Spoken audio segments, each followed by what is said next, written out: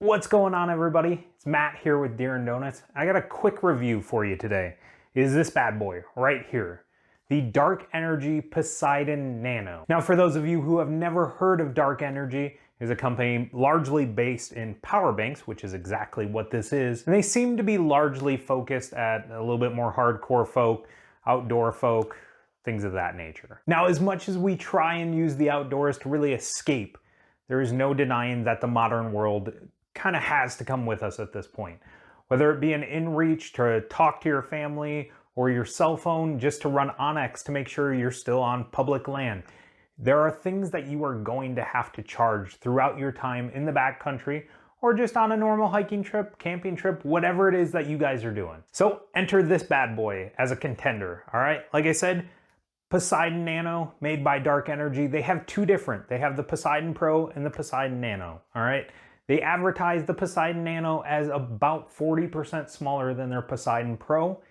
If you guys have questions on the Poseidon Pro, Scott actually did a review for it. It'll be a little bit further back in our channel, but I'll throw the link in the description. But that's not why you guys are here. You guys are here to talk about this one. So let's go over the numbers and what kind of it has to offer. Now, as you would expect from something called the Nano, it is pretty small, okay? Again, that's how big it is in my hand, all right?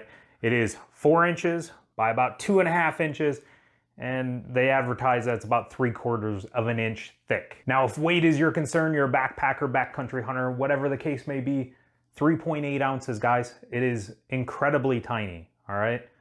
Comes with a couple of different things.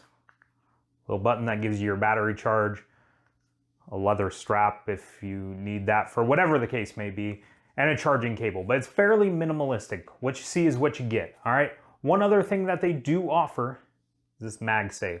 If you guys have a MagSafe phone, smacks right onto the back of it, stays fairly well, and theoretically charges your phone. We'll go over that in a little bit. But you get this entire package for about 60 bucks.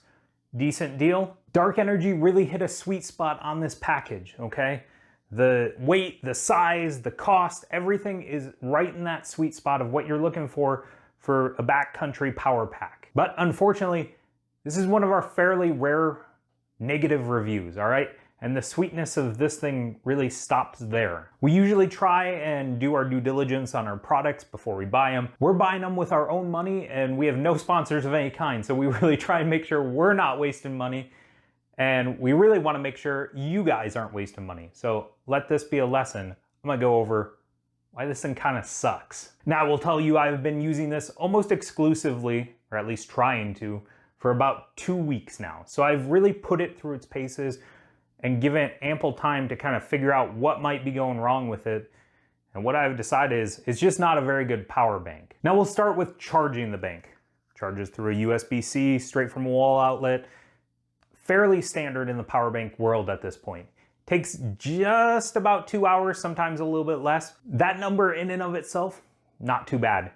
Really no complaints. 2 hours is what it is. I'd like it to charge faster, but you know what? We would all love our electronics to charge in seconds, not minutes or hours. But where this thing really starts to struggle is when it has to do, I don't know, its job and charge things. Now, like I said, I've been using this fairly unsuccessfully for about 2 weeks.